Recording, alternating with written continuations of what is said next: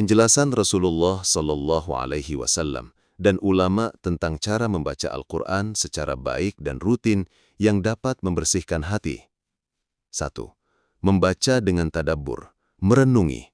Rasulullah Shallallahu Alaihi Wasallam tidak hanya membaca cepat, tapi beliau tadabbur, merenungi maknanya.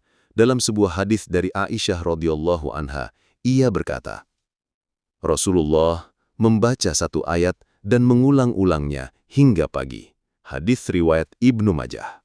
Ini mengajarkan kita untuk membaca perlahan, penuh penghayatan, bukan hanya mengejar jumlah ayat. 2. Membaca dengan hati yang hadir. Dalam Al-Quran disebutkan, sesungguhnya orang-orang beriman itu adalah mereka yang apabila disebut nama Allah, gemetarlah hati mereka. Surah Al-Anfal ayat 2. Membaca Al-Quran dengan hati yang khusyuk dan sadar bahwa ini adalah firman Allah akan menggetarkan dan membersihkan hati. Penjelasan para ulama.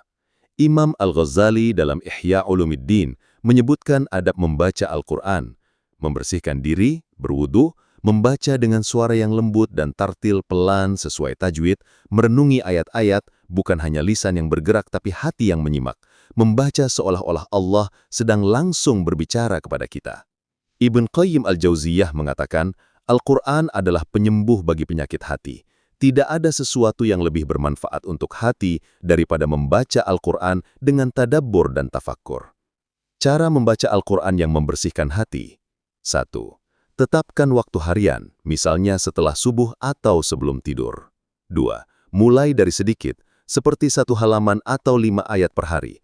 3. Baca dengan tartil, tidak tergesa-gesa. 4. Sediakan waktu merenungi maknanya, gunakan terjemah dan tafsir. 5. Amalkan ayat-ayat yang dibaca, karena membaca tanpa amal tidak menyentuh hati. 6. Berdoalah setelah membaca, minta agar Allah menjadikan Al-Quran cahaya hati dan petunjuk hidup. Penutup, Al-Quran bukan hanya untuk dibaca, tapi untuk menyucikan hati dan menuntun hidup.